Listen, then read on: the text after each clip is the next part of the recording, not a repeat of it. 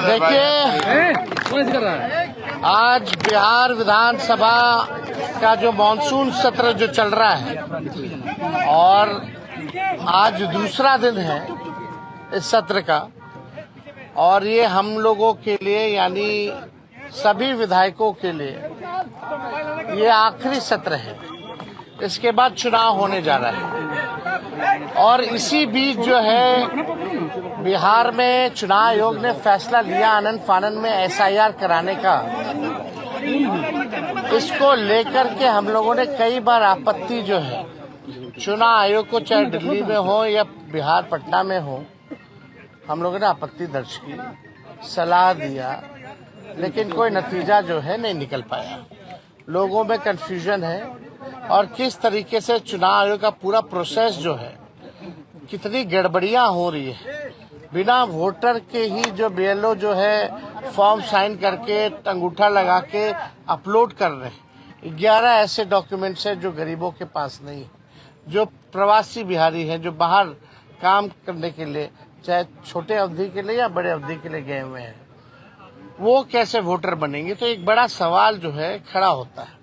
और आप सब लोग जान रहे हैं कि आज हम सब लोगों ने, इंडिया अलायंस के सभी साथियों ने कार्य स्थगन प्रस्ताव लाने का काम किया ताकि इस पे विशेष तौर पे चर्चा जो है कराई जाए, ताकि सही बात जो है वो निकल करके आए।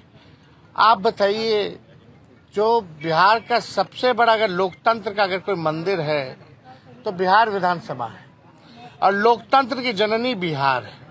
अगर वहीं से लोकतंत्र को खत्म किया जा रहा है तो हम सब लोगों का कर्तव्य बनता है, चाहे पक्ष हो विपक्ष हो, चाहे अध्यक्ष महोदय हो, सब लोग वोटर जो है, जनता जो है, मालिक जो है वही चुनते हैं।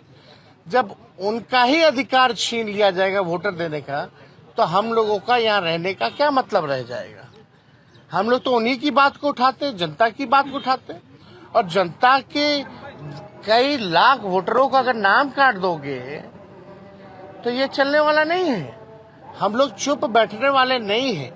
ये आप वोटर का केवल अधिकार ही नहीं छीन रहे, उसका अस्तित्व मिटा रहे हैं आप। यानी जो वोटर है वो देश का नागरिक कौन होगा नहीं होगा ये चुनाव आयोग तय नहीं करेगा। ये तय करने वाला भारत सरकार गृह मंत्रालय है। लेकिन अगर आप कहते हैं कि ये फलना वोट नहीं देगा, तो इस पे तो आपत्ति होगी, क्योंकि यही वोटर जो है लगातार कई चुनाव में वोट दिए। इसी वोट से जो है प्रधानमंत्री 3 बार जो है प्रधानमंत्री बने हैं। तो ये सवाल खड़ा होता है। तो हम लोग चाहते थे कि भाई इस पे विशेष तौर पे चर्चा हो, और हम सब लोग अभी अध्यक्ष महोदय से भी मिले हैं।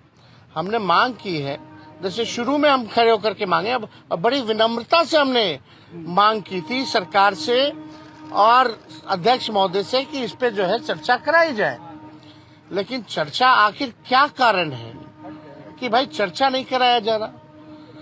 अगर इलेक्शन कमीशन का इसमें है तो, लेकिन वोटरवा तो बिहार के वोटर का ना कट रहा है, और हम उसी वोट से अगर चुन के आते हैं तो उनकी बात अगर हम यहाँ नहीं कहेंगे, बिहार में जो सबसे बड़ा लोकतंत्र का मंदिर है, अब वहीं से जो है आप जो है पूरे लोकतंत्र को खत्म करना चाह रहे हैं। आखिर क्या कारण है कि भाजपा या सत्ता दल के लोग, जदयू के लोग इस विषय पे क्यों नहीं बोल रहे? क्या उनके वोटर्स नहीं है? ये विषय चाहे हमारे वोटर हो या उनके वोटर हो, ये उसका नहीं है। अगर एक भी वोटर के साथ अगर अन्याय होता है, उसका नाम काटा जाता है, तो आप समझ सकते हैं कि इससे बड़ा अपराध कुछ नहीं हो सकता।